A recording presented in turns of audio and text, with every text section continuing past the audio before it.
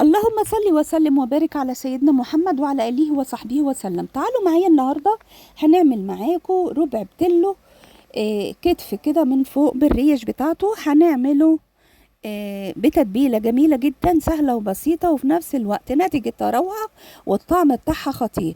لا تتخيلوا قد ايه هو رهيب وجميل. يلا بينا نشوف المكونات اللي عندي. انا هنا الربع اهو بالرقبة بالكتف بالنص الرقبة كده، وعندي طماطم وفلفل وبصل وكله همسكه اقطعه مكعبات صغيرة صغيرة وتمسكيهم كلهم كده زي ما انتوا شايفين قدامكم. مسكت الطماطم قطعتها والفلفل الاحمر قطعته، كل حاجة منها اتنين اتنين اتنين على قد الكمية اللي انا هعملها، اتنين كبار ماشي. وبعدين جيبي معلقة بهارات كاملة بالكركم مع معلقة فلفل اسود مع معلقة ملح مع حبة خل تفاح. خل التفاح جميل بيساعد على هضم اللحمة بسرعة، وفي نفس الوقت بيدي طعم جميل في اللحمة، وثانيا بيمنع زفارة أي لحوم. يعني مفيد جدا للأمعاء، جميل جدا ورهيب.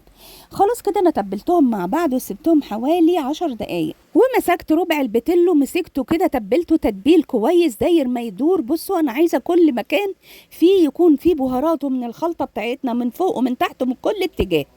هتحطي تحتيه 3 4 ورقات فوين وتحطي عليهم ورقة زبدة. ورقة الزبدة لازم يكون فيها مادة من الفوين عشان ما تلزقش فيها الخضار واللحمة بتاعتك. وبعدين تبدأي بقى تحطي الحاجة كده كلها وتمسكيها تروحي مظبطاها كده ولفاها كويس. حطيت ورقة زبدة من فوق ومسكت بقى الفوين ده كتمته ببعضه.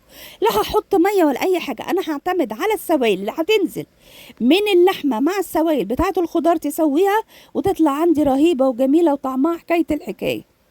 وقبل ما اغطيها على فكرة رشيت عليها معلقتين زيت زيتون لأنها لحمة صغيرة فنسبة ما فيهاش نسبة دهون ماشي. وهنحطها في الفرن، هتقعد عندك في الفرن ساعة ونص. في الوقت ده بقى تجيبي رز الابيض العادي وتحطيه وتحطي معاه 3 4 مكعبات ماجي وتمسكيه تقلبيه وتحمريه. ده اسمه الرز ايه؟ الرز العرباوي بطعم الماجي. حطينك تحمري فيه لغايه الإدام ما يبدا يبان زي ما انتوا شايفين كده.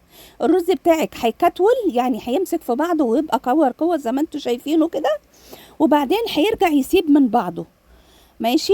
حطيت الماجي اهو وبرده وانا بقلب فيه هيديله طعم ونكهه جميله جدا، يطلع معاكي رهيب وروعه وجميل جدا وطعمه حكايه الحكايه. لا تتخيلوا الطعم والريحه بتاعته قد ايه جميله. اول ما يفرفر معاكي كده حمري لغايه لونه ما يصفر، انا عايزاه متحمر كويس علشان يبقى طعمه رهيب والرز بتاعك يبقى اجمل واطعم من الرز البسمتي. عارفين الرز بالخلطه؟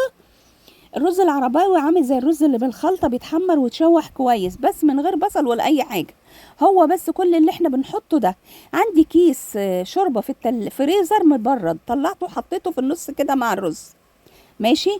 في الوقت ده اللي هو كنت مسوياه العظم فاكرينه وعاملاه اكياس كياس وشايلاه، وبعدين حطيت عليه المية وسبته يستوي. استوى تلت ساعة طلع رهيب جدا ونسري يعني مفرفر كده من بعضيه. وطلعت بقى ايه الربع بتاعي بتاع البتلو وشلت منه. وبصوا وغرفت كمان الخضار اللي احنا كنا حاطينه، طلع عنده طعم رهيب. تغمسي بيه كده الرز مع اللحمه بتاعتك قدميها سفره جميله جدا روعه ورهيبه وطريقتها جميله وامكانياتها عاليه جدا وطعمها رهيب رهيب رهيب فوق ما تتخيل. جربوا الطريقه دي هتعجبكم جدا، خطيره جدا وجميله وطعمها رهيب.